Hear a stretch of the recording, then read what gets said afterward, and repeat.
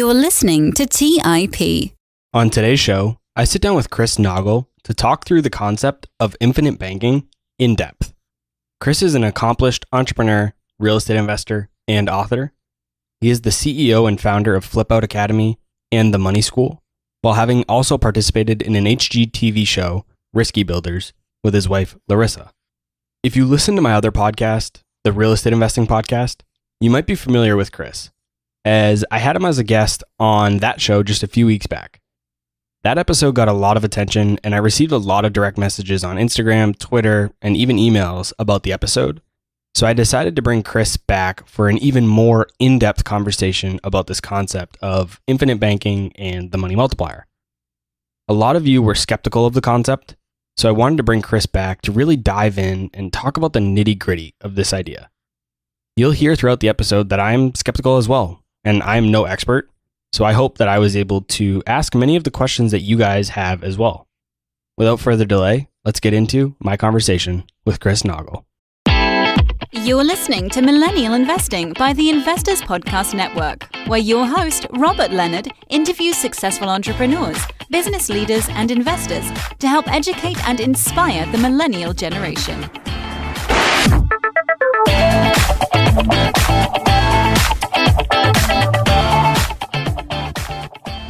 Hey everyone, welcome to this week's episode of the Millennial Investing Podcast. As always, I'm your host, Robert Leonard, and with me today, I have Chris Naugle. Welcome to the show, Chris. Hey, thanks for having me on. So welcome back. I'm excited we're talking again. We talked recently on episode 31 of my other podcast, the Real Estate Investing Podcast, and the audience seemed to love it from all the feedback I received on Instagram and Twitter, so I had to have you come back for more. For those listening to this episode who haven't heard the episode we did together on the real estate show, tell us a bit about yourself and how you got to where you are today. I'm just an average guy that grew up in a very lower middle class family, and mom always taught me dream big, don't ever not dream. And that's what I did. And it's gotten me quite far. I mean, from a young kid, I always wanted to be a pro snowboarder, and coming from Buffalo, New York, it's a tough thing to do. But age 16, I was an ambitious kid, always going out there and hustling, trying to get the things that I wanted, and started working, hated working for someone. So I decided to go independent or entrepreneur wise. And I started a clothing line in mom's basement called Fat Clothing Company, PHAT. And a lot of things happened, from that point. A year into having Fat Clothing, I got my next big idea of having a snowboard shop. Because why have the clothing line, which I was actually literally taking my clothes, making them in my art teacher's classroom after school. We were screen printing them. Then I would take them in school and sell them in school. And it was a wild time. I mean, my friends were doing the art. We were just having a lot of fun with it. And that turned into Fat Man Board Shops. But Fat Man Board Shops, starting a store at 17 years old, you don't really realize what financial commitment that takes. And at this time, I think I had 1986 Buick. I had KX 125 dirt bike and a baseball card collection. I think that's about all I had. And then the shirts. And I needed 70 grand. And I went around and I asked everybody for money, and everybody said, no, you're crazy. My dad said, come get a job at the factory. I didn't talk to my dad for almost 2 years, mailed him cats in the cradle, but me and dad are good now. That was then. And my mom saw this happening, almost watched my dream die, and she put her house up on the line so that her crazy punk snowboard kid could chase his dream and create Fat Man Board Shops. And that was November of 1994. I'll never forget that day. That's when we opened. The store was there. I became a pro snowboarder, and all was good up until early 2000s when the dot-com crash hit. I was welcomed into what a recession was. And during that, I had to get a job. I literally was applying at Little Caesars, which for those of you, I don't think they're even around anymore. Maybe they are, but pizza place to deliver pizzas. And I ended up getting my resume accepted for a financial firm. And I had watched the movie Wall Street, and I was like, yeah, all right, I could do that. I'll do that temporarily until my shops come back. So I went and I worked in Wall Street, if you will, and I loved it. Absolutely loved it. That was early 2000s. And by 2008, I was a top advisor at the firm I was at. I was absolutely crushing it. I had flipped a couple houses because just like so many people in real estate, right? You see it on TV. You're like, 23 minutes, I can flip a house. Sign me up. So 2006 did my first flip, made $8,000. I'm like, yeah, all right, there's a chance. 2007 did another. In 2008, I had big ambitions. My lease was coming due for my main store, and I bought a dilapidated paint store down the street. Didn't have the money to close on it, but I got resourceful, and I ended up finding a hard money lender who let me $340 grand. Well, you heard when I said I did this. They always say timing's everything, right? Man, I missed that one because that was the Great Recession and it brought me to my knees. And at that point in my life, I almost went bankrupt. I literally was one payment away from being completely bankrupt. And this hard money lender who I nicknamed Knuckles wasn't okay with just taking the strip mall back. I think he would have taken a couple things like my fingers, but we ended up paying him off because I went home that night in dire straits. I said to my girlfriend who just moved in, I said, sweetie, I need your help. I need your help paying the mortgage. I need your help paying the utilities. My friend Pete's going to move into that bedroom down there. And my other friend Jessica is going to move into the bedroom upstairs. And then I paused and I'm thinking, okay, she could beeline for the door and I'll never see her again. And I waited and that was history because she stuck around. I guess she kind of liked me. So we got through that. 2009 to 14, just started buying real estate again like a fool and was doing well. 2014, I had 36 units. And then all of a sudden the bank decides to say, hey, Chris, you don't fit in the little square box anymore. They froze my lines of credit. They called my mortgages. I was done. I had to sell all 36 units. Me and she's my fiance then, Larissa, had to sell her dream house. We split. I moved into one of my last apartment buildings that I still had. And that's that point in your life where you're like, you've had money, you've lost it. Then you get it back again. And then you lose it again. Like something was very wrong. And what was wrong is I was following the same system that they had taught me. As an advisor, I was taught how money worked a certain way, and it was wrong. And in 14, I started my journey of following multimillionaires and billionaires around. And I started learning the secrets of what they do different, why they do the things they do, why we're not taught what they know and there. And I mean, today, a lot's happened. I mean, for the audience that hasn't heard it, I mean, me and my wife had a show on HGTV called Risky Builders. We flipped 260 some houses. We still do some real estate. And today, I didn't come up with this name, but I've got the nickname of America's #1 money mentor. And I go around teaching people how to take back control of their money and teach them how money really works. So throughout this episode, I want to do a deep dive into this concept of infinite banking created by Nelson Nash, or what you and Brent Kelsler call the money multiplier. After our last episode on the real estate show, a lot of people reached out to me and asked what my opinion on the concept was, or if it was too good to be true. And Chris, you know this, I've felt it was too good to be true since I first heard of it a year or two ago. And you even felt it was too good to be true at first as well. I also don't feel like I know enough about it to really explain the concept or even make an educated decision about it. So tell us in simple terms, what is infinite banking or the money multiplier? In a simplest form of what is infinite banking, it's a concept that allows you and or your business to become financially independent by becoming your own bank. So what do I mean by that? I mean, it's essentially a very simplified way of controlling your own money by taking back the banking functions in your life. And I know that probably doesn't mean a lot to people hearing this, but essentially, what if there was a place where you could put your money, not the bank? What if there was another alternative and where you could put your money, but where this place was, paid you a guaranteed 4%. And then when your money was there, you still had control to go in and take that money out. But when you took the money out, you see, you weren't taking your own money. You were taking the company, or in this case, it's a mutually owned insurance company. You were taking their money. They were gladly giving you their money because your money was there and they were using it as collateral. But here's the difference is, what if your money never stopped earning interest? Remember, I said you're earning a guaranteed 4%. What if it never stopped earning 4%? And you then got to take that money out and go make more money on that. And what if you just took that money and you paid off your Visa? Your Visa was charging you 19.99%, very common. So your money's over here making 4% plus dividend. You took the money out because the insurance company loaned you the money from their general account at a lower interest rate than what you're making. And you paid off Visa, which was charging you 19.99%. Now, if you just did one additional thing and you took the amount you used to pay to Visa and you put it back into your account over here, you essentially just made yourself 19.99% without changing anything. And the other thing you did is your money never left the account, so it never stopped earning interest. It is literally the single greatest way for you to understand uninterrupted compound interest and earn that on your money. And this is exactly what the wealthy know. This is why they've used this. So why was it even created? What is the problem that it's solving? It solves the problem of control. So I guess when you really take this back, there's really two different schools of thought for where and how this was created. The Rockefellers, far back, and you can trace it way back to the Rothschilds and the Rockefellers if you really dive in. But they had so much money, they didn't trust banks. Back then, banks weren't strong. They were worried about losing it, and they wanted to find a safer place of where to put their money. So they looked at all the institutions and they said, okay, mutually owned giant mutually owned insurance companies are the safest place. So how do we create a banking system using these insurance companies? Well, there's only one way into the insurance company's general account on these mutually owned companies, and that was through a product called a whole life insurance policy.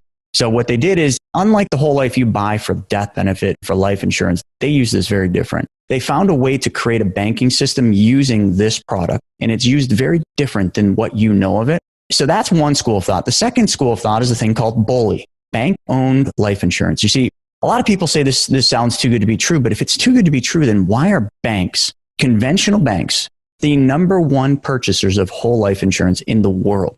They own more whole life than they do all the land and the buildings combined. So that right there should just kind of perk you up and say, well, if the banks are doing it, what am I not being told? Well, that's because banks understand things we don't. They're not stupid. They just know some things we don't know. And then you track it straight through. And I mean, we're going to get into this, but when you start looking at some of the people that have used this, you really have to ask yourself, like, if I think this sounds too good to be true, but if it's too good to be true, then why are they using this? Why are all these people throughout history using this exact concept? And then not only that, why are people that we admire and look up to writing about it in their books? People like Robert Kiyosaki, people like Tony Robbins. I mean, and I could go on for days with books, but it's in all their books. They talk about it. So when I first heard about this, and I'm like, this sounds too good to be true. And you got to remember, folks, when I heard about this was in 2014, I knew all about whole life. I was in the financial industry at a high level. I knew exactly what whole life was. I knew how it worked, or thought I knew how it worked. And then all of a sudden I sit down with one of my lenders in Salt Lake City at the Cheesecake Factory, and he starts telling me about this thing that he's using. Because I asked him, I said, hey, how do you lend money to me? Where's the money come from?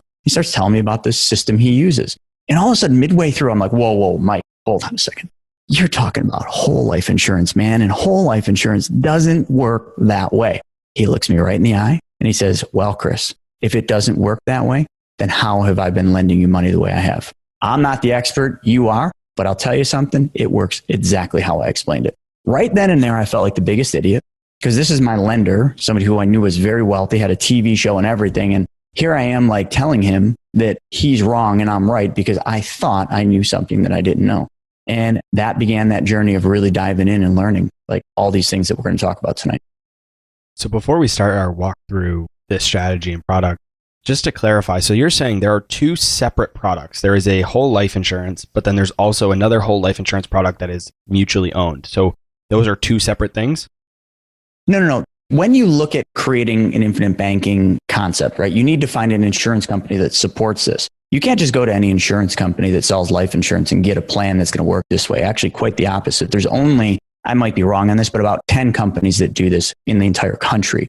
Of the 10 that I know about, only about 4 that we use. So when I say mutually owned is the actual insurance company, the big old, old school insurance company. They have to be mutually owned. And the difference between a mutual owned insurance company and a publicly traded is nothing more than publicly traded has stock in Wall Street, right, on one of the indexes. Their company stock is traded. A mutually owned company, there is no stock that's traded. They are owned mutually. So the only owners of mutually owned insurance companies are technically the policyholders. So therefore, because the policyholders are the owners, they share in the surplus called dividends. But publicly traded insurance companies, the dividends go to the stockholders. That's kind of what I meant by that. So the products themselves are more or less the same, but it's the ownership structure of the company that's offering the whole life insurance.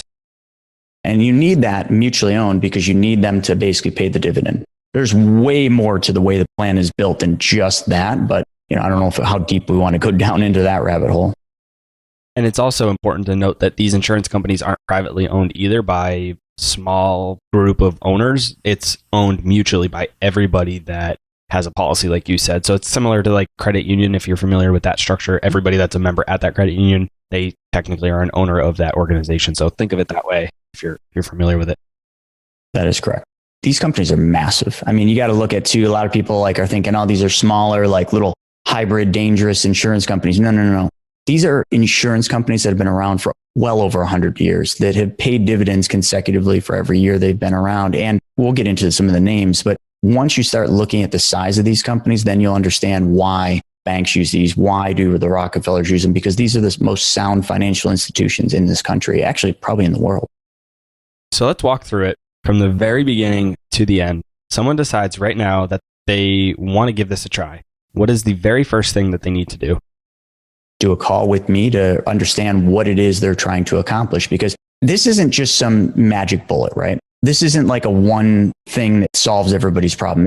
We have to understand what it is that you're trying to solve. Are you in debt, trying to pay off your debt in, a third of the time? Are you trying to get all the money back for every car you're going to buy, drive, and own? Do you want to buy real estate? What is it that you're trying to do? We have to understand the individual's needs. Once we understand their needs and where they're at in their situation, other thing that I'll do is always ask them, where's your money going today? Everybody makes money. They have income coming in. So where does your money go? So we'll dissect where their money goes. And right then and there, I can kind of give them an epiphany moment, because I can say, here's the way you're going to build your wealth. It's not going to be by you working harder or going out and hustling or doing more deals. It's simply going to start with you taking back the money that you're giving away. Think of how much wealth we could all build if all we did is focused on that one thing. And that one thing is take back the money you're giving away to everybody else. If you've got credit cards, every month you write a check for interest to that credit card. What if you didn't have to write that check to the credit card company? You can write that check to yourself.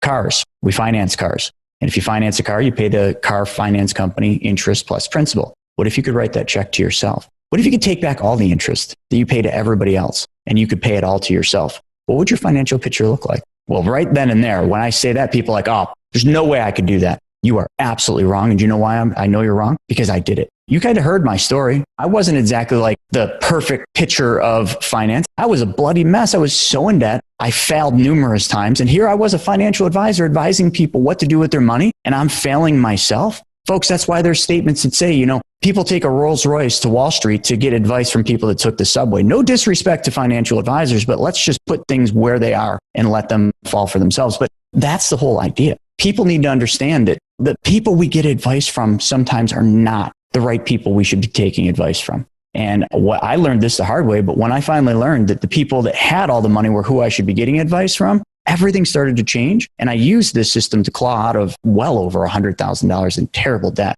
And it happened so fast that nobody would believe me if I told them.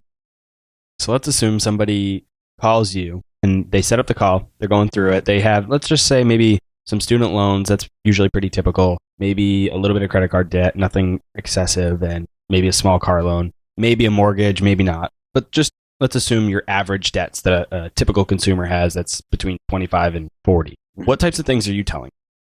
I'm basically looking at where that money's going. And a lot of times people are trying to get out of debt by making extra payments to the credit card companies or extra payments to their student loans. And I always tell people, well, hold on a second. Let's build a system for this. The first thing I would tell them is I would say, what if we just changed one thing? And that was where the money went first. And let's just say you put your money over into this specially designed and engineered whole life plan. Let's, for the rest of this, call it the infinite banking policy. You put your money there first instead of putting it in your bank first. Then once it goes there, the interest clock starts ticking. You're going to start earning uninterrupted compound interest of a guaranteed 4% plus dividends. So let's pick one company, Mass Mutual. So now I'm going to call a company out. It's a ginormous mutually owned insurance company. Right now, their dividend is 2.2%. So 4 plus 2.2 is 6.2%. So we put your money over there. Now it's earning 6.2. Then what we would do is we would immediately take out some, not all of that money. We would take some of that money out and we would start applying that in a very organized fashion called snowballing. And we'd use the velocity of your money to pay down those debts.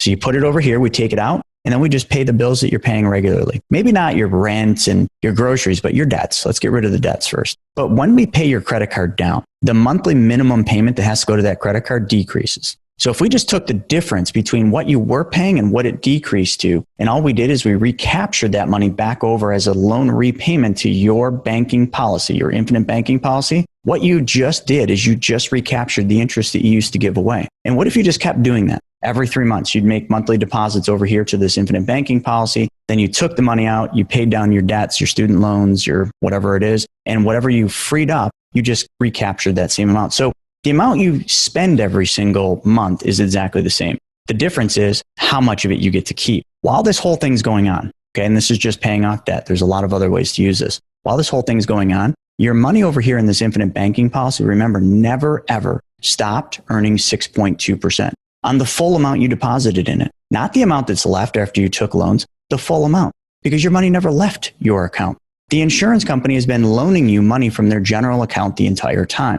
And this is the part where people are like, well, wait a second, I'm taking loans to pay off loans? Like, that doesn't make any sense. You see, when the insurance company loans you money, they don't care if you ever pay them back, because the insurance company also made a second promise. They made a promise that someday when you graduate, The day when you die, that's just a nice way of saying die. I call it graduation day. The day you graduate, there's going to be a death benefit paid out to your heirs, to your beneficiaries. So the insurance company just says, okay, well, all these loans we're giving you, which is basically the money that you deposit, we're just making you loans so your money can continue to earn interest. We're just going to subtract that from your death benefit. So essentially, your death benefit is literally just the leverage you're using when you're taking loans. So you don't have to pay the loans back. But I just said a second ago, we're going to take the money that we free up over here on these credit cards and student loans, and we're going to take that money and put it back into the policy, because you have to treat your money the same way you treat the bank's money. So if you're the bank and you're taking money from your bank to pay off things or buy things, shouldn't you take and put that money back in your bank? Because if you borrowed money from your bank, your real bank right now, you would pay your bank back principal plus interest, because that's what you'd have to do. And there's consequences if you don't. But you should treat your money the same way you treat the banks, because you should be an honest banker. It's just logical. So why would anybody pay it back? I guess that's my biggest question based on what you've said so far, is if we're going to just essentially net it against our life insurance payout at the end, why even pay it back now? No, it makes good sense, because every dollar you pay back is money that goes into your account that you can use again, right? And remember, the insurance company is charging you interest. They're paying you 6.2 as of 2020, but they're charging you interest. So right now, Mass Mutual charges 5% on those loans. So if we take the money that you free up over on the right side from the student loans and the debts that you're paying down, and we put that back as a loan repayment, what's happening is every single dollar that you put back into your policy as a loan repayment means you have more money available the next day. Also means you're paying the insurance company less money. So if you were paying them 5% on 10 grand and you pay back $1,000 every month, the next month you're paying 5% on 9 grand, then 8 grand, then 7 grand. But your money always continues to go up over here because it's compounding. And that's the magic. And it's very difficult on a podcast without drawing it to show this. But it is literally something that most people don't understand. They don't understand how compound interest works. And Albert Einstein did. He called it the eighth wonder of the world, the greatest thing. And he also said those who understand it earn it. Hence, the people that use these vehicles, they're making uninterrupted compound interest. So they understand it and they're earning it. Those who don't pay it. And that is everybody over here who's paying their debt every month. Just keep doing it just because we think we have to. So why would you pay those loans back? Because it just makes logical financial sense, and it's mathematically going to work in your favor, because the more you pay back, the less money you're paying the insurance company and the more money you're making and keeping. If you had it, if you freed it up over here paying off your debts, and you were used to giving that money to these debtors, but now all you're doing is you're just putting it back in your plan and you have access to that money immediately the moment you deposit it there, why wouldn't you? Well, I guess for me, the way I would think about it is just let's assume there's $1 million payout upon my death, just say as a round number. If I owe, say, $100,000 in debt total, that's a lot of money in today terms. That's a lot to repay. Whereas if you just net 100 grand against $1 million, you're like, oh, well, I still have 900,000, right? That's not so bad. I'd rather just not pay that back now and then just deal with my heirs getting 900,000 instead of 1 million. So why even pay it back? Oh, it's not about paying the death benefit back. Who cares about that? Actually, in a perfect world of infinite banking, if you could do this, it's not possible, but if you could, you would make it so that nobody gets any money upon your death. That would be the perfect world, because you want to use all your money. I've never met a single person in my life that cared more about the money somebody's going to get the day I die than they do about the money they have to use today. So you're getting off the main goal of why we're repaying these loans. The number one thing, and we haven't got into what the wealthy do different, but the number one thing the wealthy do and that they understand is they understand that to make and build wealth and to keep wealth, your money has to move. It has to be in motion. So think about it. Let's take it back and talk about a bank, right? What does a bank do? You go to the bank, you deposit money in the bank. And what does that bank do immediately when you deposit it? Aren't they lending it out? There's those little cubicles right behind you. They're lending all of that money out the moment you're making those deposits. They don't take your deposit and put it in your little box in the back with your name on it. They take your dollar, even if it had your name on it, and they're lending it out to Jimbo over there in that little cubicle. And they're lending it out at between 400 and 1,300% more than what they're paying you. That's how much banks make on the money you leave there. But in order for banks to make money, they have to move money. Their money has to be in constant motion. Well, okay, so now let's take that same principle and apply it to you. If you have money, the number one thing you could do with your money to make more is to move that money. So you found a better place to park your money and to put it, right? Because now you're making 6.2 versus less than 1% in your regular bank. So you're like, that's a win. So you figured that part out. That makes logical sense.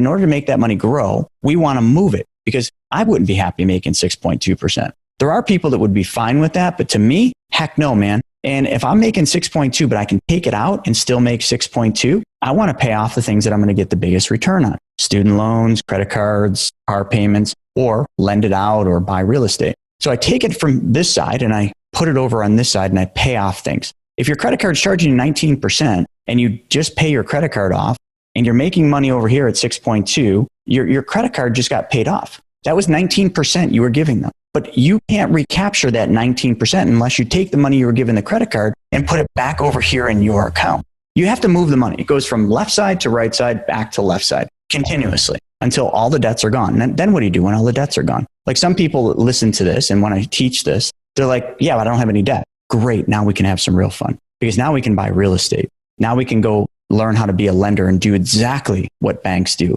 and start lending money. I lend my money for my banking policy at 12%. But I mean, all of this stuff that we would basically talk about doing, you see, remember we get back to the process, when I found out what you're doing with your money, when I asked you those questions and you showed me, the next thing I would do is I would design a custom plan. I would engineer and design one of these banking policies because there's not one that's the same. See, a lot of people, here's the big misconception. They think that this is just any other whole life. So they run out and they go to their life insurance store and they buy a whole life off the shelf and they're like, oh, and they get the illustration like, this is nothing like what, Chris was talking about on Robert's show. Nothing at all. This is a scam. That's because you didn't listen. This is not a regular whole life. This is not designed like a regular whole life. It's completely different. So we would design it for your needs. Now, once it's designed to solve your problem, then we got to get you approved. Not everybody can qualify for this. So we get you approved. And then after you're approved, you make your first deposit. That's when the fun really starts. Because then we've got a whole team. It's called the mapping team.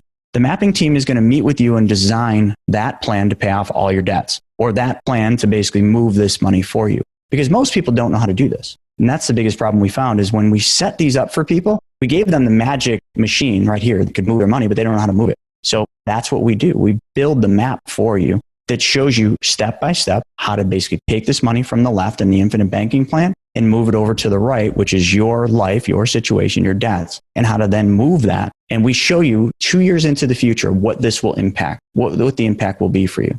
So when we do that, you all of a sudden will see very quickly why you would repay those loans. Because by repaying those loans, you're going to make double or triple the amount of money you would if you didn't pay those loans back.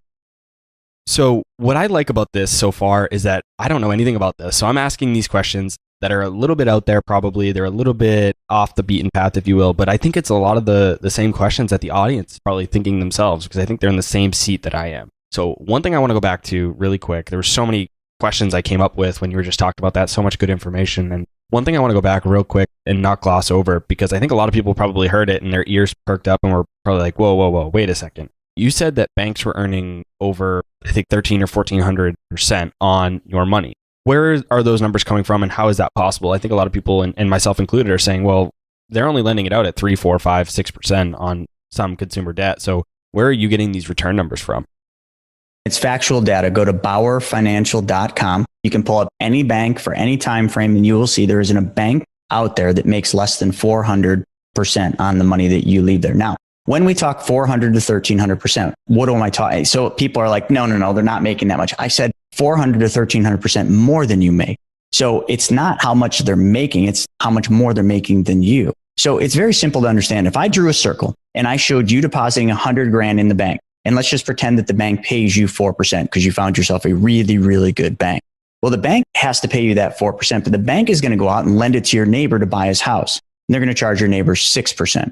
And then your neighbor gets the keys to the house. He now exchanges that mortgage for monthly payments. So the money gets deposited back in the bank by the seller of the house. So makes that deposit. The bank immediately loans that money back out to you to go buy that BMW M3. And they charge you, let's just say 8% on that loan. So then the car dealership deposits the money back in. Then all of a sudden the bank loans that money back out to someone to do a house remodel, a new kitchen and bath. And they charge 9% on that home remodel loan. Okay. Contractors deposit the money back in. And then that money gets loaned back out to, let's just pick on your other neighbor who's a gambler and lost all of his money in Las Vegas and racked up his credit cards. So he needs a debt consolidation loan. So they charge him 12%. Now, if you took the 4% minus all those numbers, right? Because you're making 4 from the bank, but the bank lent it out at 6, at 8, at 9, at 12. And I think I did my math right there, but that would basically work out to be a difference of roughly 20%. So that's how much money the bank made. 20% is how much the bank made on your money that you deposited there. But that's not right. The bank's paying you 4%. and they're making 20. So did the bank make 20 or did they make 5 times more than you made? The answer is 5 times more, which is 500%. I'm telling you, the banks make 400 to 1300%. It's factual data. Just go to Bauer Financial. And don't get mad. Don't get mad at the banks. It's just, they just have learned how to do this. And you can duplicate exactly what they do. Well, you can't borrow other people's money and do this. Maybe you could, I don't know, but you shouldn't. You could do it with your own money though. So that's a great question. And a lot of people get tripped up with that because they're like, no, the bank's only charging at most 10%. So how did they make 400 to 1300%? They do, but it's 400 to 1300% more than you. Yeah, that was exactly what I was thinking. I said, no, banks are only charging 6 to 10 to 12%. So how can that math work out? But how you just explain it makes total sense. A lot of this stuff, when I present it, I draw pictures and I show that little wheel of how bank works. So it's tough to explaining it, but hopefully that helped. Yeah, totally makes sense. You also mentioned that as we pay back this loan that we get, more money becomes available. Sounds like to me like a revolving line of credit, if you will. You use it, as you pay it back, it becomes available again. How does that amount become available in the first place? So does somebody buy a whole life insurance policy and now they have $100,000 they can withdraw and essentially do whatever they want with? Or how does that work? How does that money even become available in the first place? Think of this no different than what you do with your bank accounts. You make deposits in your bank accounts. You go out, you earn a living, you make an income, and you deposit that money in the bank. Well, we're going to change one thing, and we're going to change where that money goes first. So instead of it going to your bank or to the 401k or to your IRA, we're going to change where it goes first. And that's it. We just want the money to go over to this specially designed and engineered whole life first. Once it gets there and it gets deposited, the interest clock starts. You're making 4% plus the dividend. Now, once it's over there earning that, we can take that money back out. Now, a lot of people will kind of ask, well, how much can I take out immediately? The answer is 60 to 90% of the money you deposit can come out immediately. And when I say immediately, I mean in the first 30 days, as soon as your check clears. So what's the difference between 60 and 90? Plan design. That's it. It's just the way we design the plan for your needs and goals. So don't get hung up on the 90% access. That's only the first year. It gets to be more and more after that. Literally by the third year, if you deposited, I don't know, let's just say you deposited $1,000 every month into your banking policy instead of your bank, that $1,000 becomes available immediately and you can take that money back out. So it's not fake, fictitious money that's just appearing out of nowhere. It's your deposits. So you deposit the money in the account. And then when you want the money, you take a loan, which is just literally you go online, you click a button, or you call us and we do it for you. And then that money comes out of your account because the insurance company loans the money to you and it just gets deposited into your account. This takes 36 hours. That's how long it takes for you to get your money. If you need it the next day, pay for a wire just like you would with the bank. So that's kind of how that part works. So you're essentially saving the money up front and then using it again on the back end. You're doing the same thing you're doing today. You're just changing one thing, and that's where your money goes first. Because your bank, I can guarantee you, is not paying you a guaranteed 4%. And even if some of you, back prior to COVID were in like Ally Bank, you might have been making, I think it was about 2 point something percent. What happened when COVID hit? The interest rate plummeted and now you're at 0.8. And I bet you that will drop even lower. Overnight, that happened. The insurance companies guarantee you 4%. The dividend can change, but the interest rate cannot. And you also mentioned that not everybody qualifies. What does that look like? What is the qualification process? Who qualifies? Who doesn't? The insurance company wants to make sure you look as good inside as you do on the outside. So it's medical. So they're going to qualify you based on your medical condition. Now, I know this is, the millennials, so most of you are healthy, but let's just say you're a 70-year-old and you want to start a banking policy. You can. But if you're insulin dependent diabetic or you had cancer, you had a stroke, there's no way you're going to get qualified. But that's okay because if you don't qualify, you could still be the owner. And then you just find someone's life to insure.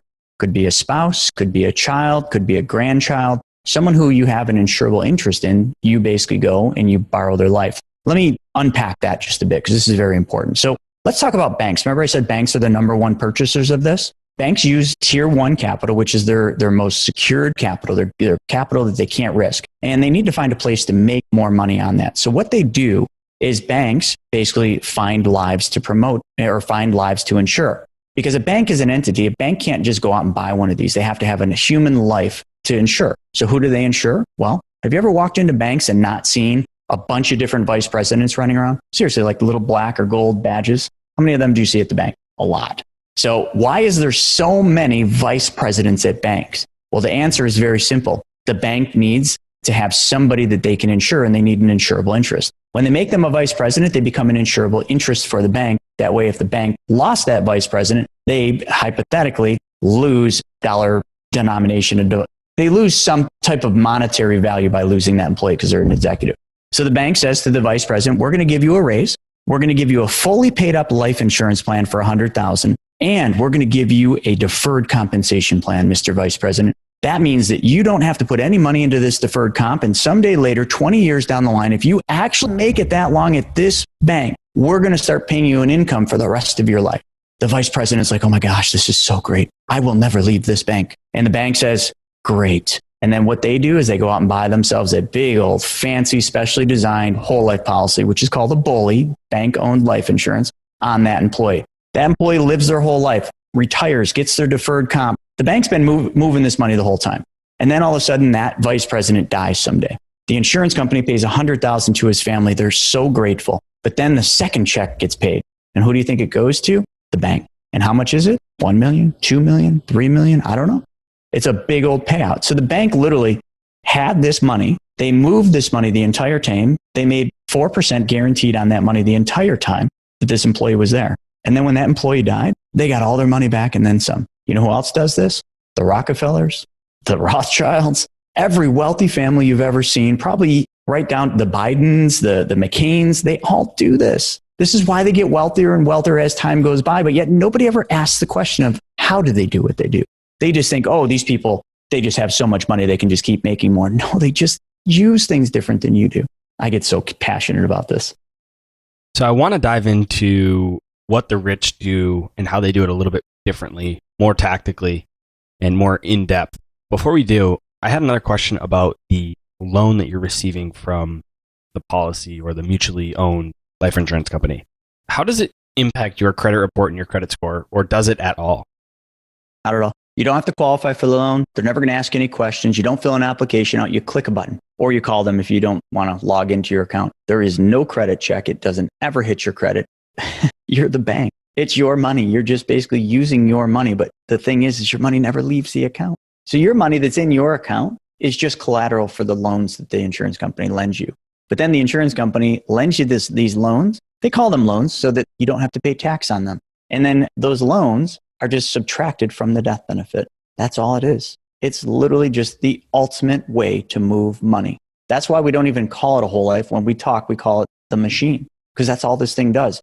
Don't make it out to be anything it's not. All we use this for is a machine that will move your money the most efficient way possible. And if anybody ever came to me and said, I have a better way to do this, I would be all ears. And if they truly had a better way to do what we do with this silly, specially designed whole life, I would change all my presentations, all my YouTube videos. I'd change everything. But the thing I can say that for is because there is no other vehicle, and there hasn't been for hundreds of years, because this has been the only vehicle that works this way and probably always will be. So before we get into the rich, let's talk about the typical middle class person who's going to use this policy. Because I read this in your book with Brent Kessler over the weekend, like we were talking about before the show. And through our conversations in the past, both on the episode and offline, I've heard you say that people can use this strategy to get all their money back for their purchases. And the biggest example that I've seen is using cars. People love to finance cars in America. And some of our audience that is outside the US, they send me direct messages on Instagram and they say, I can't believe you Americans borrow money for cars. We would never do that over here. So it is an American thing. It seems like a lot of us like to do that. So how can somebody use this strategy to get their money back after buying a car? Oh, Robert, I mean, you can see me, so your audience can. I'm like lit up like a Christmas tree smiling right now, because this is my favorite thing. This is the one thing that got me so fired up when I learned about this. Somebody told me you can get all the money back for every single car you will ever buy, drive, and own. And I'm like, I like cars and I like getting all the money back. So how? It's so simple. And we've already explained most of it. So remember, all we're doing is changing one thing, and that's where the money goes first. So if you were going to buy a car, there's 3 ways to buy the car. Number one, you can pay cash for it, which means you take money out of your bank, which stops the interest earning potential if you're using a regular bank or investments. As soon as you take it out, you stop that interest flow and you go and you buy this depreciating car. That's cash. Number two, you could lease a car, and that you just exchange monthly payments for the ability to drive the car, and then you have to give the car back at the end. So you literally gave the car company all the money every single month of every year you lease it for nothing more than the ability to rent a car. Terrible idea. But anyway, the next way, you could take a loan out from the finance company, pay monthly payments to the finance company, and then own the car after 5 years. So what if there was another way? And that other way is, what if we went to your bank? What if over 3 years you decided you wanted to buy a car because your car is getting old? So you started saving the money that you were already saving in your bank account, but you put it over into this infinite banking policy. And then 3 years later, you took a loan from your infinite banking policy and you went and bought your car. And then instead of just saying, okay, I'm done, like you would if you paid cash, you added one step. And instead of just paying for the car, you said, well, how much money would I have paid the finance company if I were to have taken a loan? Well, let's just say your monthly payment would have been $483. That would be 6% on a $25,000 car over 5 years. Take that $483 that you would have been okay giving to the bank for the car loan, and take that $483 and put it back into your banking policy. Essentially, what you're doing here is now you're paying yourself first by changing where the money goes first. Number two, you're paying yourself back with interest like you would have done for the bank. And then number three, you're recycling and recapturing all of the money that you used to give away. If you did this for 5 years, I will tell you the numbers. You will have gotten, for your very first car you bought, you will have gotten 92% of every dollar back that you paid for that car. But then after 5 years, your car gets old.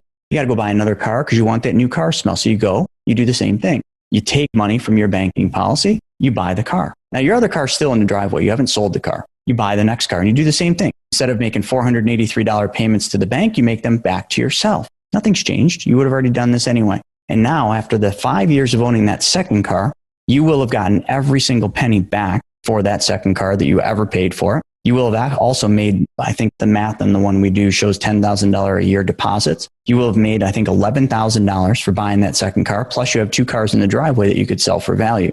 I'm so passionate about this because I buy my cars this way and I don't drive $25,000 cars. I had to work up to that. And I bought cars this way for a long time. So I started with used cars and I've kind of graduated through. And most recently, I bought my wife a Porsche. She always wanted this car. I did exactly that. I took the money from the banking policy. I had some fun. Let me explain how I did this. So I went into the Porsche dealership and we found the car we wanted. We did that negotiating thing that men love to do. Back and forth, back and forth, back and forth, back to the finance manager, slide the paper back, say, that's not good enough. Go see if you can do better. And then you just play this game for hours, right? And then finally they slide the number over and you look at it and you're like, all right, that's pretty good. All right, well, let's do this. And he gets all excited and he goes and gets the finance paper. I said, no, I don't need the finance paper. Well, what do you mean? Why did you have me do all that? I said, well, no, I'm going to pay cash for the car. Well, why'd you have me go to the finance manager for all this? My answer, because I needed to know how much to pay myself back. And I wasn't going to do the math when you guys would do it for me. So I literally took the money from my policy. I paid for the Porsche. Okay. Every month I pay $963 from my bank account to my banking policy. And that is a rate of, I think, 5.63% on it. So I'm literally getting all the money back for that car. I had a ton of fun doing it. And folks, I want you to really visualize this when you're hearing me say this. How much fun would it be of all the checks that you write every month for your car payment, if the checks you write to the credit cards, the checks you write to your student loans, wouldn't it be way more enjoyable if you wrote those same exact checks, but you deposit them in your bank, the bank that you own, the bank that you make interest on? I'll tell you something. If you're thinking in your mind that wouldn't be more fun, because it is a blast, because every payment I make back into my bank means I have that much more money in my account. I literally love it because every single month I have more money than I did the month before, not just because of like the money I'm depositing, but also because the money I'm recapturing that I used to give away. Plus my money never stopped earning interest. So when your money is earning interest, are you technically still having more become available over time because every month you're earning an interest? So technically the amount you have available, even if, let's assume you didn't pay anything back, say you had $100,000 in there that you could withdraw, say you earn, I don't know, $1,000 that month in interest, you'll take 90% of that. So you now have an extra $900 that you could withdraw. You just said it. I mean, it's just mathematics. So think about it, right? You put $100,000 in the account. Let's say you're in the third year, you took $100,000 back out. You're making 6.2% on your $100,000. Okay, now you're 3 years into this. So you've capitalized your system. What I want you to understand is there's a capitalization phase. And in just any savings, there is this. You start with zero and then you capitalize your system, whether it's your 401k, your IRA, or your bank account. Well, you have to capitalize this too. So for 3 years, we're putting money into this account and we're building it up. Then once it's built up, let's just say this is the third year. If you deposit $100,000 in the third year, you're going to have more than $100,000 you can take out. So you put the 100 in, you take the 100 out. 6.2 minus 5% is what? 1.2, right? You're making 1.2% on money that you just took. So would your bank pay you 1.2% on money that's not in your bank account anymore? Would Wall Street pay you 1.2% on money that's not in your account anymore? No, but that's how this works. And it only gets better over time, because if you understand how compounding works, that 100,000, let's just use your number, every year makes 6.2% with dividend. So next year, you're not making 6.2% on 100, you're making 6.2 on $106,500 or $200, because it's compounding. The next year, it's compounded on top of even a higher number, and an even higher number the next year. You see what I'm saying? So it's the old thing, would you take $1 million or a penny doubled every day for 30 days? People have already heard this. So if you took the penny doubled every day for 30 days, you'd have about 5.3 million, which is far more than 1 million. That's compounding. That's what Albert Einstein understood. That's why this works. So if you did that and you took that 100 grand out and you never put that 100 grand back, you would continuously make more money. Let me do this. Because this is a podcast and just people are just listening, I want you to envision this. I want you to all take a second and I want you to visualize what I say. In your garage, you have a vending machine. You walk out to your vending machine for the first time. It's old, it's beat up, and you look at it and you're like, all right, let's see if this thing will give me a coffee. So you take your dollar bill and you put it in your vending machine, and then it gives you your dollar bill back. And you're like, damn, thing's broken. But then all of a sudden you hear the cup drop and it pours a beautiful cup of Starbucks coffee. So you got your dollar bill back. You take the coffee and you're like, wow, that's a cool vending machine. But then all of a sudden you're about to walk away and you hear cha-ching, cha-ching, and there's money that falls and you grab the money. What would you do? Well, you try it again. You take that same dollar, you put the same dollar in the vending machine and it gives you your dollar back. You're like, all right. Then you hear the cup drop and it pours your coffee again the next day. And then all of a sudden, instead of that, then you're like, all right, is it going to give me money? All of a sudden it goes cha-ching, cha-ching, cha-ching. More money than the day before. And you do this every day, every single day for weeks and for months. And every day you do this with this vending machine, it gives you your dollar back, you get your coffee, and more money falls in the change thing. You would think you found the holy grail of vending machines. Well, you know what you just found? You found the infinite banking policy that I'm talking about, because there isn't a day that will ever go by that you won't have more money than you did the day before. It's impossible mathematically for it not to have more money. That vending machine is what we've been talking about this whole time. The dollar bill you're getting back is after your plan is capitalized. Every penny you put in, you're going to get more money back than what you put in. The coffee is what you're that's the benefit of what you're going to use the money for, and the change is the compound interest. I keep wanting to talk about the next step and what the rich are doing to build wealth using this, but we can't go there yet because I keep thinking of all these different questions that I know that the audience is thinking of, because I know I'm thinking of them, and I know we're all coming from the same point of view. So what happens if this insurance company fails? We think back to 07, 08. We're going through some turbulence right now. I'm not saying banks are undercapitalized or poorly capitalized, or even insurance companies or anything like that, like 2007, 2008. But we saw AIG, and that wasn't necessarily mutually owned. Publicly traded. Yeah, right. So it's a different type of organization. But let's just focus on AIG for a second. AIG failed. Did any of their insurance policyholders lose money? Not one. Nobody that had money at AIG lost money. Why is that? And this is a publicly traded company. I don't like AIG. I'll be openly honest. It's a terribly run insurance company. If you put your money there, you're just begging to lose it. But they didn't lose money because insurance companies they're backed by state and the federal government. Insurance companies, if they go down, it's worse than banks going down. In 07 and 08, they let Lehman Brothers fail. They let a bunch of banks fail, because they can let a bank fail. You can't let an insurance company fail. If an insurance company fails that insures just about everything or everyone, wouldn't that create a massive problem? Yeah. So number one, insurance companies are solid all on their own. I'll give you an example. Mass Mutual did a study, and I might have the numbers off a little, but they did a study recently because of COVID and the pandemic. And they said, if we had to pay out every death claim on the books, how much money would we have left in surplus? And I bet you people would give all different answers. There'd be some low and some high. But the answer was right around $40 billion. That means everybody that they insure dies. They pay out all the death claims. They have $40 billion left. So then I don't know how they'd fail, but if they did fail, secondarily, they basically would have state insurance, right? That would basically back them up. And then the federal government also has some type, which I don't know what it's called.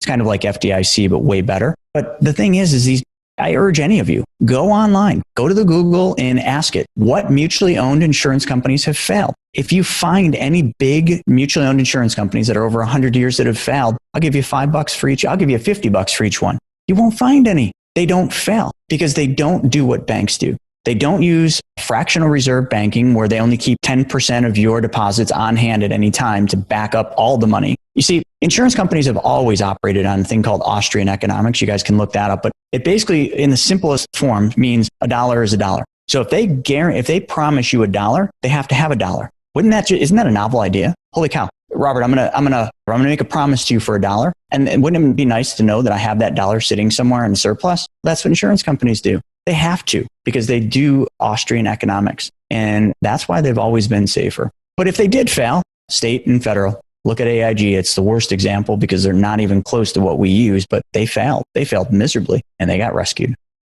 So how does a mutually owned insurance company like this guaranteeing that rate of return that you're saying, 4%? Really good question.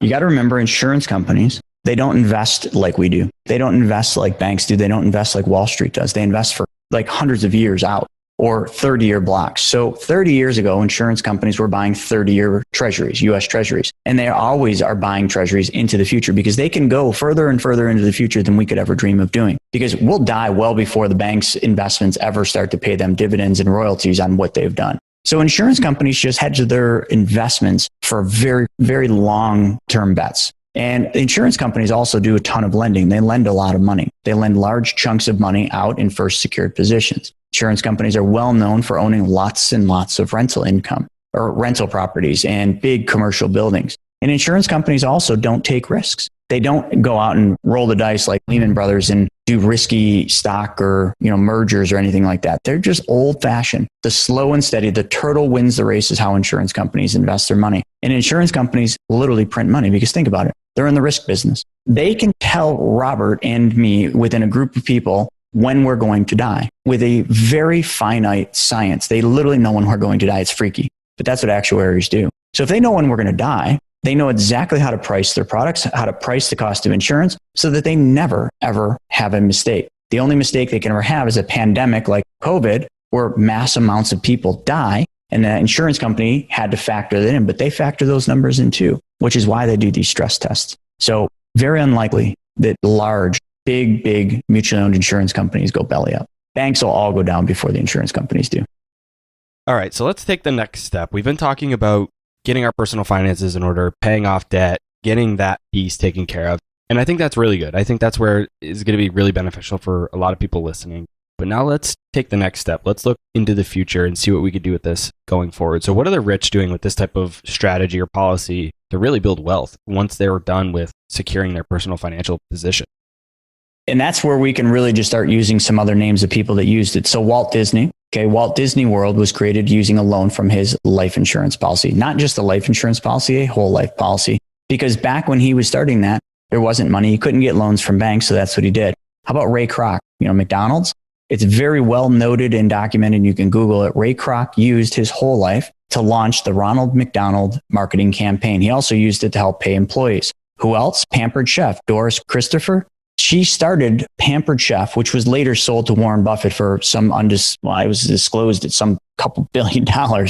She started that with her whole life. Foster Farms in 1939 started from a whole life because during the Great Depression, people didn't have money. J.C. Penney's or James Cash Penney, J.C. Penney, was started during the Great Depression using the whole life policy and also used that whole life policy to support and pay his employees during those hard times. So when you look at all these different people, and I could even go into Stanford University and Oprah, they're all using this. Biden, McCain, all these people, they're using it to fund their campaigns for their political things. McCain's no longer with us, but openly used his whole life policies to fund his campaigns. Biden, the same thing. I wish I knew if Trump did, because it would be more of a level playing field. He probably does too. So what these people are using it for and what the Rockefellers used it for is far more than paying off debt. Those guys aren't paying off debt. Man, they're using it to start new businesses. They're using it to lend money, right? They're going out there and lobbying with the money. I use mine because I don't have debt. I don't pay off debt with it to buy my wife Porsche or my wife's Porsche. I also loan a lot of money to real estate investors. So the ultimate in real estate is to be the bank. Well, to be the bank, this is the ultimate tool to use to lend it because now when I'm lending it out at 12%, am I only making 12? No, I'm making 12 plus the money my policy is making. I'm making money twice. If I'm doing a flip, I can make money 3 times. I can make money on the policy. I can make money on the flip. And then I can also loan the money to my LLC at 6 or 8% and make money as a hard money lender to my own real estate deal. You see, there's so many ways to use it. That's why it's called infinite. There's no cap on what you can do with this. A lot of people don't like paying quarterly taxes if they're self-employed. So why don't we use your policy to pay your quarterly taxes? You can get all the money back for that. How about boats? People like boats. What if we could get all the money back for all the boats we're ever going to buy, drive, and float? There's no cap on what you can do. I focus on real estate. That's my thing. That's what I do. So I use my plans primarily for real estate, to buy real estate, to gap fund rental deals when the bank won't give me all the money, to lend money primarily lately because I'm not buying as much real estate because I just think it's too overpriced right now. But those are the ways that you can use this and the ways I'm doing it. There is no wrong way to do this. Heck, my mentor, you know what he uses his for? Every month, he uses his credit card to pay all of his bills, all of his household bills, and he lives a pretty good life. And then every month he goes to his policy, takes a loan, pays off his credit cards. He flies for free, clearly, because he's got airline points. And he's just using his policy to fund all of his expenses. Now, I don't want anyone listening to be like, okay, I'm going to start one of these and pay my rent. No, he has had his plans for many, many, many years. So they're capitalized, they're efficient. In the beginning, these plans are not as efficient as what, his are. So you wouldn't want to use them for that, but you can. It just goes on and on. I put a poll out on Twitter after our first conversation on the Real Estate Investing Show, asking people if they thought that there are secrets that the wealthy know that the financially educated non-wealthy person, so somebody who isn't rich yet, but they're well educated on personal finance and investing, so they know a thing or two. Are there things that the wealthy know that they don't know? And almost everybody said that there is not. And I put a similar poll out on Instagram, same results. Why do you believe this concept isn't more popular in the financial media? Why aren't more people using it? There's a two-part question. Let me go back to the Twitter thing, the Twitter and the Instagram. You put that out there, and most people truly believed wholeheartedly. They didn't even think about it. They all said, no, the wealthy don't do something different than we do with money. They are completely wrong. And it doesn't surprise me in any way that that is what the poll came back, because every single person is trained really well to not be in control of their money. So therefore, when they're posed with a question that says, do the wealthy do something different than you do with your money? They said no. Well, the easiest way to sum up that question is literally a famous quote by Will Rogers. And Will Rogers said, the biggest problem in America is not what people don't know. The biggest problem in America is what people think they know that just ain't so. Who are you getting your advice from? The people that all said no, who are they taking and getting advice from? Is it their banker? Is it their financial advisor? Is it their circle of friends that do nothing but complain about the world that they live in because I can't find positivity in today's world? Who are you getting your advice from? Are you getting your advice from the people that are living your perfect day or living the life you want to live? Probably not. So therefore, it doesn't surprise me at all that every single person that was asked that question doesn't think that the wealthy do something different, when in fact and in reality, they absolutely do. So then the second part of that question, why is it that this is not more popular in the financial media? That is the easiest question to answer. It comes down to follow the dollar. Why is it that if this is such a great concept that not every banker that you speak to, not every financial advisor you meet with isn't talking about this? And I'll tell you exactly why, because I was that guy. For 16 years, high-level financial advisor, never once learned about this and never once talked about this. Even if I did know about this, let's just say I was gifted and I learned about this while I was an advisor, which I did. Why wouldn't I have gone out and done this? Because I would have made 60 to 90% less money than I was. So in order to do this the way that I just described, the way that we've been talking about this the whole time requires the advisor, me, the IBC practitioner, to take 60 to 90% less in compensation, in commissions from the insurance company so that you can benefit more. So in other words, if you had access to a plan that gave you access to 90% of your money immediately in the first 30 days, why would that be? It's because I gave up 90% of my commission so you have access to 90% of your money. Folks, listen, the biggest thing that most people will never understand because they want to sit there and put that barrier up and say, oh, that sounds too good to be true. Oh, that's a scam. Oh, that's not real. Great. You fit right into what Will Rogers said. And that is exactly why he said that. Because the people that actually dig one step deeper learn that in life, it's all about if somebody gives, they get. Well, to do this, somebody has to give. The banks use this because they don't pay advisors to do this, so it works for them. The Rockefellers didn't pay advisors for this. They had so much money they didn't need to pay commissions. But you and I and most people out there, they have to use somebody like me, and I don't work for free, but am I willing to give up 90% of my commission so that you have 90% of the money? Well, ask our 3,300 members and you'll get the answer to that. The answer is absolutely, because we believe that the power of this comes in numbers. And the more people we can help, the more money we can make. It's about volume. And I'm trying to think of the quote, but if you help enough people get what you want, you get what you want. Zig Ziglar. Exactly true. We are wildly successful with what we do here, but that's because we've helped a lot of people get what they want before we got what we wanted. That's the answer, man. There's no other thing I could tell you that is more true than that statement right there. So outside of the infinite banking or money multiplier concepts, there are two other personal finance or just general money management concepts that you talked about in your book that I want to spend some time talking about. The first one is this idea between the difference in interest rates. And we briefly talked about it before, but I want to dive into it a little bit here. As you noted in your book, people often think that just because they're borrowing money at 6% and earning 4% in a savings account, that they're losing money, when in reality, that's not necessarily the case. Explain how this can be. I do this all the time, and I do it from stages of thousands of people. And I say, is it possible for you to make more earning 4% when you're paying 6%? The entire audience immediately will say no. And some people will probably be thinking, man, you're an idiot. I thought you were America's #1 money mentor. 6 minus 4 is -2. I'm losing 2%, you dummy. Well, that's because you simply just don't understand how math and money works, period. So what is the difference? It's very simple. We've been talking about it this entire time. Compound interest versus simple interest. See, but if we took $100 and you made, let's just do 4%. You made 4% on $100. Okay, you have $104 next year. So that 104 then earns 4%. So 104 plus or times 4% is what? And then we keep doing that. So that number just keeps getting bigger and bigger and bigger. That's compound interest. You can do any math with that, right? The rule of 72 is all about that. So if you earn 7.2%, your money doubles every 10 years. It's compound interest. Simple interest. We take that same $100 and we charge the same 4%. Every single year, it's going to be that 4%, which is $4 every year. It's never going to be more than $4. So when you have a loan that's 6%, you're paying $6, okay, at 6% every year.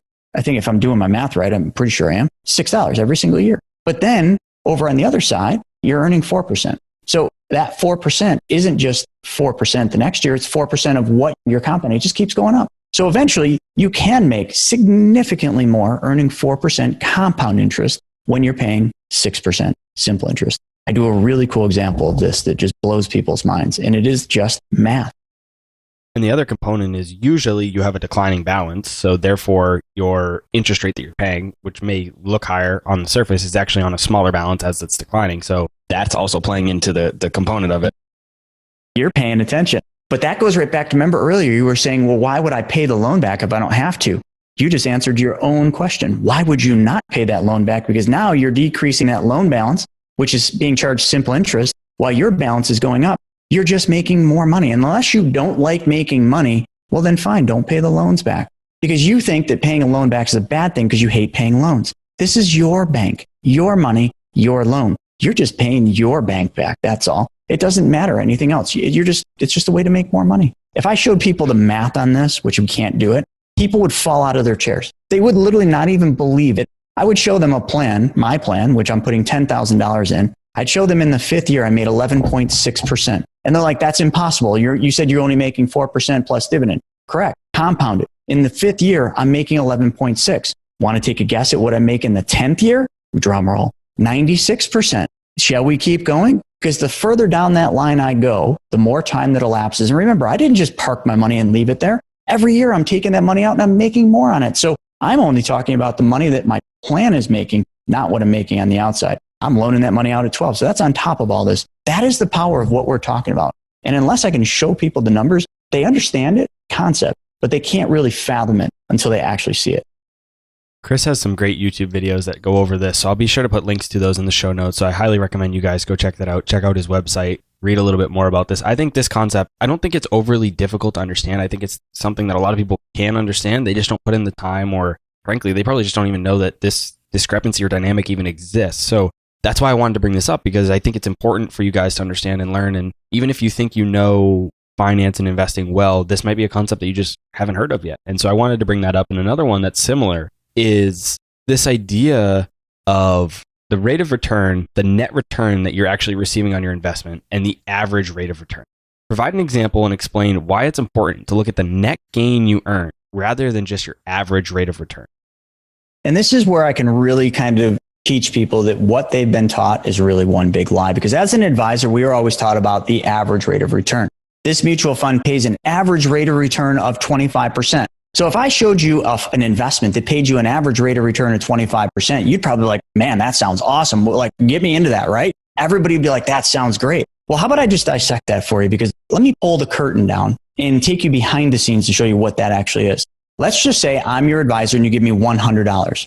So Robert gives me $100 and I'm a good advisor. So I make you 100%. I invested in Apple or something, right? I made you 100%. So your $100 just made 100%. So it's $200. You're excited, right? Yeah. You're like, all right, man, Chris, do it again.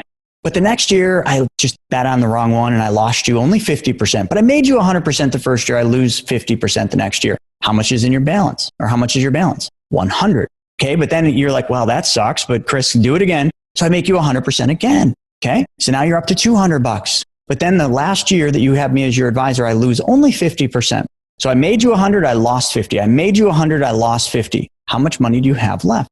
$100. How much did you start with? $100. Plus you had to pay me a fee. I charge 1%, or I did when I was an advisor. Plus you had to pay tax on all those gains if it's not in a deferred account. So did you actually make money or did you lose? Well, you lost, but not according to the average rate of return. How much did you actually average there? 25%. Folks, take off the rosy colored glasses. I had to. When I learned this, I was so mad because this is what I was fed as an advisor. This is what I was taught to talk about. This is what I was taught to sell. And there's nothing wrong with that. That is actually the math behind it. That is an average rate of return, 25%, but you made nothing. You have to understand how money works. And unless you do, then you are doing nothing but conforming with what they want you to know. See, the wealthy, and I think we're going to go there, but the wealthy don't conform. They create. And in creation is wealth.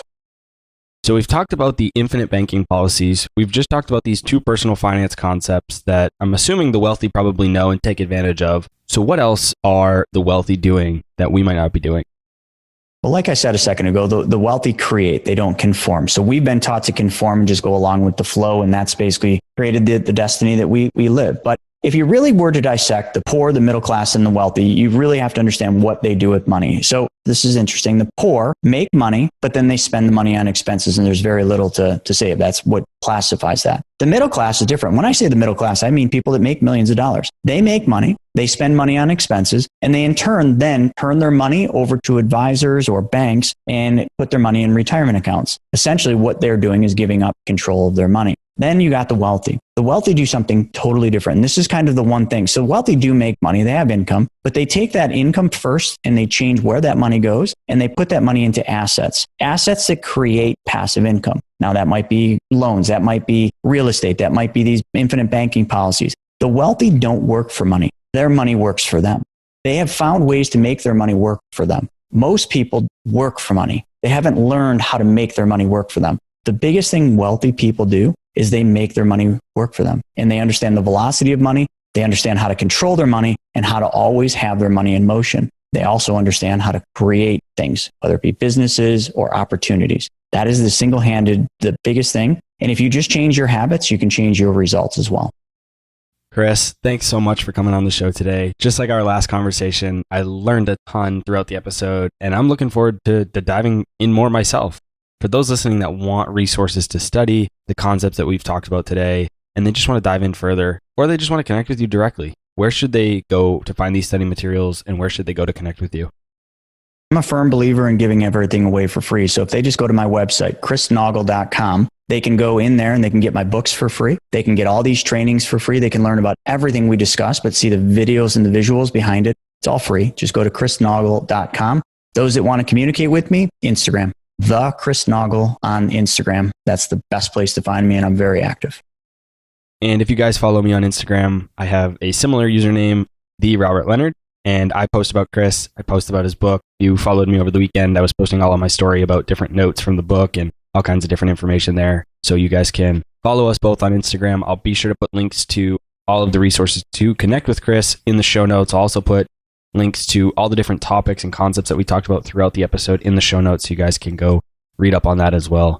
Chris, thanks again so much. I really look forward to doing this again. Me too. It was my pleasure, and I can't wait to, would that be go round 3? Round 3. All right, guys. That's all I had for this week's episode of Millennial Investing.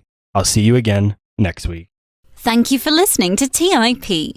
To access our show notes, courses, or forums, go to theinvestorspodcast.com. This show is for entertainment purposes only. Before making any decisions, consult a professional. This show is copyrighted by the Investors Podcast Network. Written permissions must be granted before syndication or rebroadcasting.